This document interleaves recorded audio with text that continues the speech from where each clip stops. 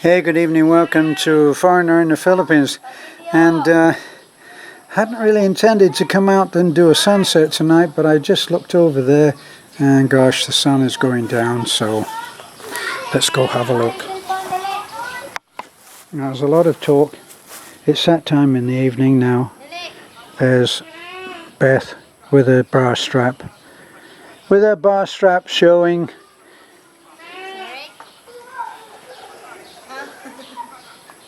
Oh, shame, this is not a XXX channel. Please, control yourself. And there's Red, who adores her. And who can blame him?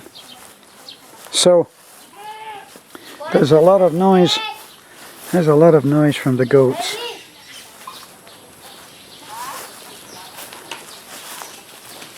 Oh, look at them, they go. Look. Wow, look at that.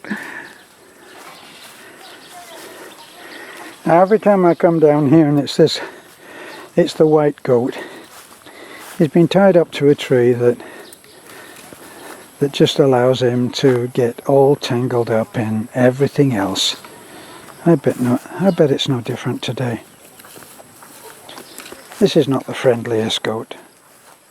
See, you can see what's happened. He's gone round and round and round and round and round again. And around again,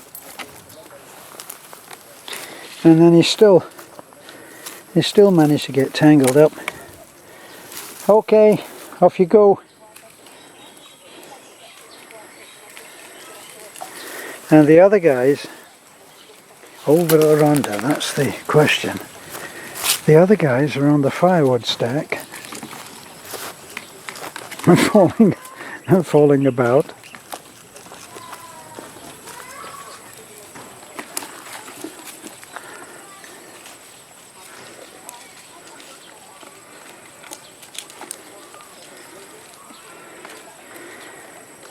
See, the babies are not babies anymore, are they?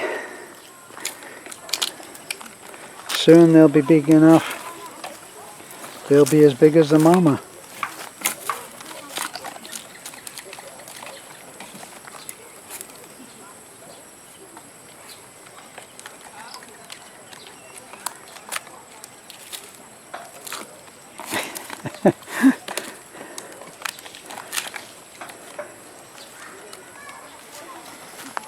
Well, I saw you. Show yourself.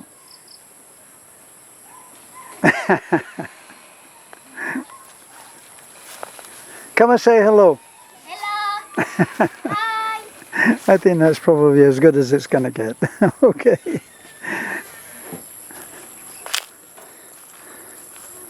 Oh gosh, look at this. This is what happens, in case you don't know, this is what happens with banana trees. It just crashes over. But always there are other new growths, and this will probably take over that one.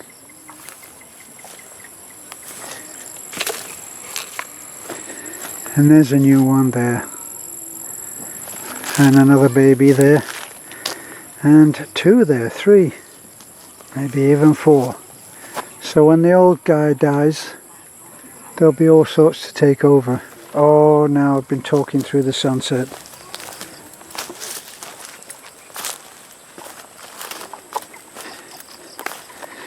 See, so I usually come down and park it here on the grass and look around, and here's the calm of the evening. Look down there, there's a carabao under the tree. Of course the Filipinos, Nanay calls that a carabao, not carabao. That's a carabao, which is in any other country I guess would be a water buffalo. Now, the last time that I was down here, all of those little sectioned off patches, like a patchwork quilt, they were all, oops, okay, and parked They were all a beautiful shade of green, a little bit like some of the grass here, look. Like that grass there. And there's one little tiny patch there that obviously is at a different point of harvest and growth. But everything else is all turned to brown because the rice has been taken. And there's that little house down there. You know, I used to go on Facebook, and it would have a house a little bit like that, parked like that, out in the middle of nowhere. And the question would be, could you live in this house for a year for X amount of dollars? And there's that little house there, and it has Julio's family in it, and Julio's family consists of his wife and daughter, and they live there very happily, and not for a huge amount of money for their wages. Now, here's a load of trouble here. I think that little guy has been chased. He lives at Julio's place, and he's looking all freaked out. Come on! Come on, let's go. Up. Now this is what dogs do here. So he's talking to one over there, and that other one over there by Julio's house is his mother. Hey, go home! And that is his mother, look, and he's poised on the very edge there, and he's going to go home. And we'll see him cross, unless I'm very much mistaken, we'll see that little puppy cross the rice fields very soon. See, so there's Julio's house and the dog there, and then there's Raudo's house, and they're all talking to each other. It drives you insane, believe me. It might be fun to listen to it on a video like this and then turn the video off and go back to the calm of your house in some organized subdivision. But here, there, look, can you see the little guy? He's going up to visit at Raudo's house. I don't know whether you can see, he's under the big tree there. There, moving now. Now I'm guessing that Julio's dog, now they're all going back to Julio's house, look. 3 of them.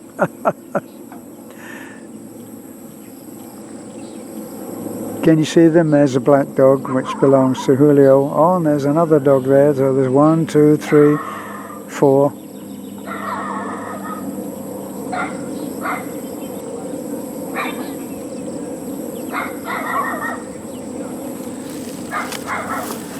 And now I'm waiting for Leonardo da Vinci to get here to paint that sky for us. At the moment it's a little bit ordinary.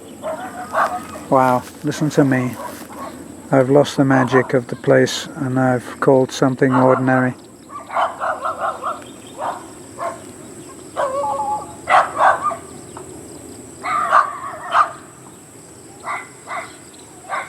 Look at that, all the busybody puppies. And they've gone up to Raudo's house.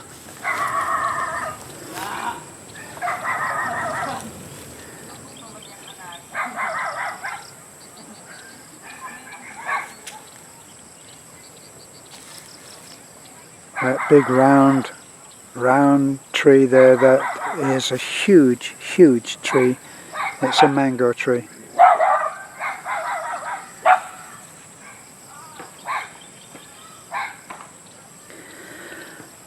And there's the puppy going home.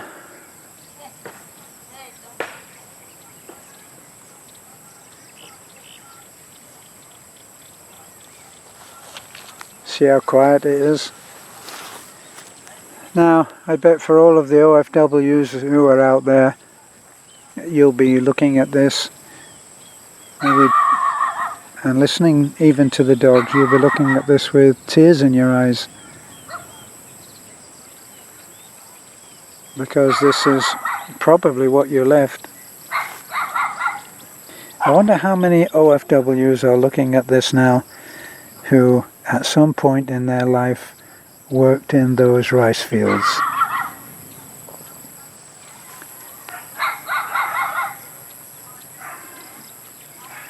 Over there there's a creek. I wonder how many of you Filipinas and Filipinos swam in a creek like that one has up there. It goes up here, and it goes up, and there are places there where there are little pools and the water is beautiful and clear, and I bet you swam there as a child. And when I look at how children live here, yes, I know that there are children who are very skinny and malnourished. I saw one today, and while we were waiting, I saw one today, and on impulse I got out of the truck and I went and I bought an ice cream, and I gave the little girl sitting with her mum.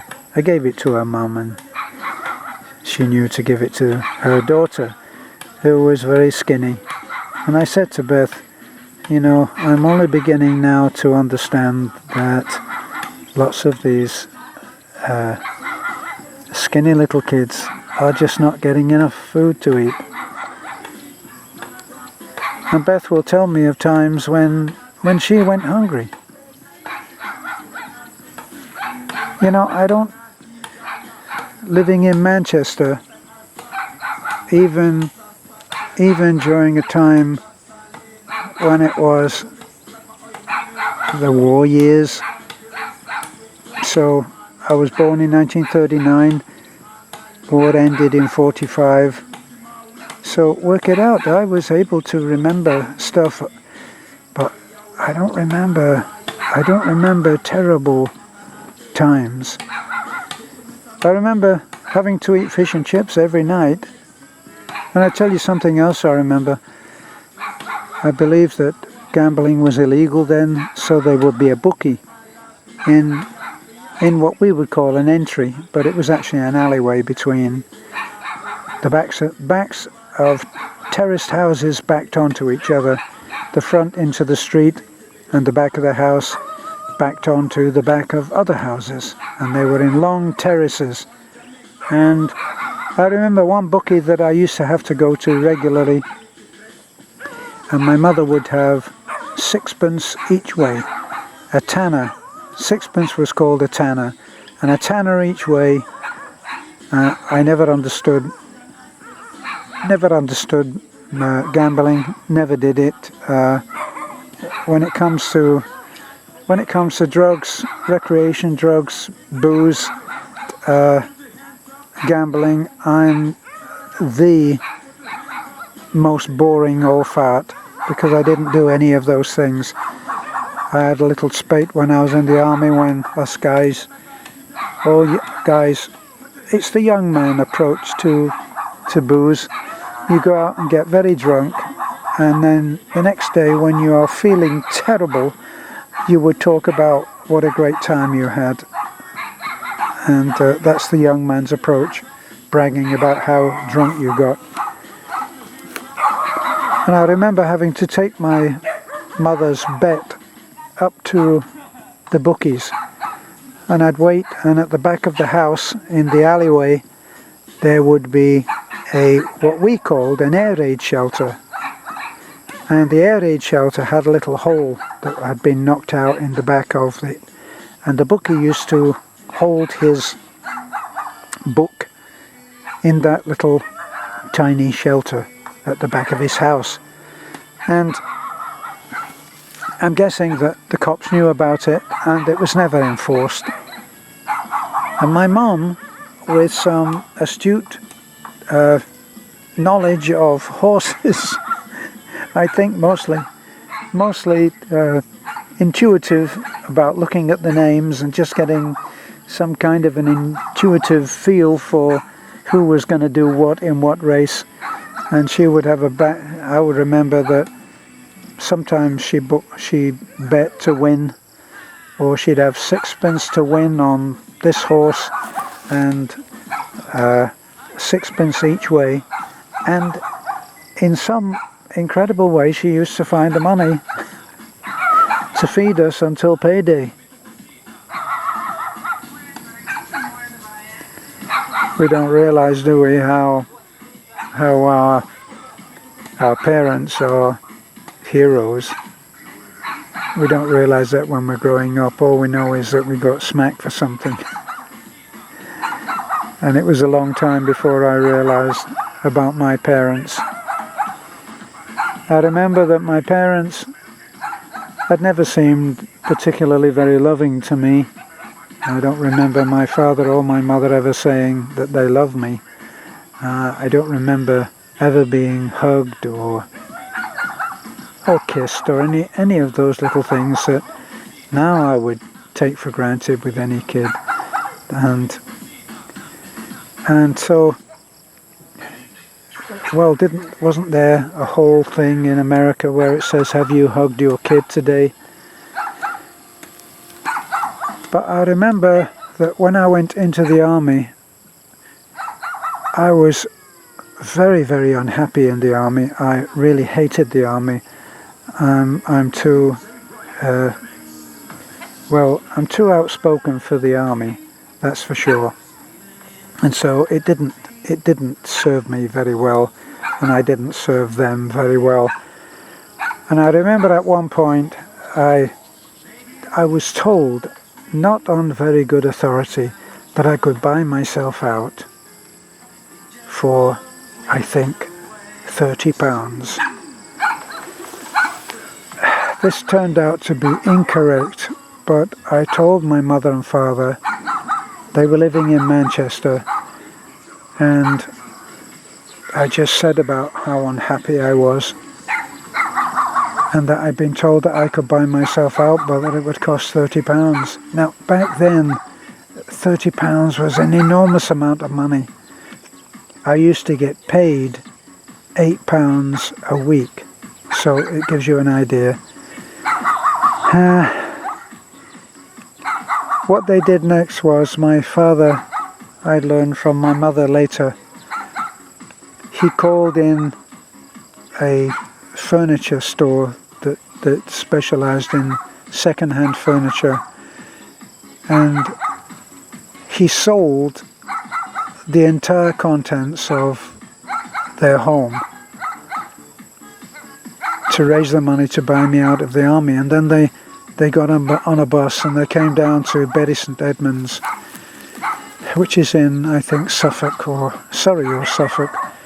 And they arrived at the gate and they demanded to buy me out. Boy, my mother must have given that guy who was on the gate one hell of a time. He was the guard commander. And my mum and dad, very simple folk, working folk in Manchester, and they hadn't researched it. They hadn't tried to find out whether it was true, and it turned out that it was not true. And they couldn't buy me out, and they never got to see me, and they left. And it was only later that I learned of what their enormous sacrifice was.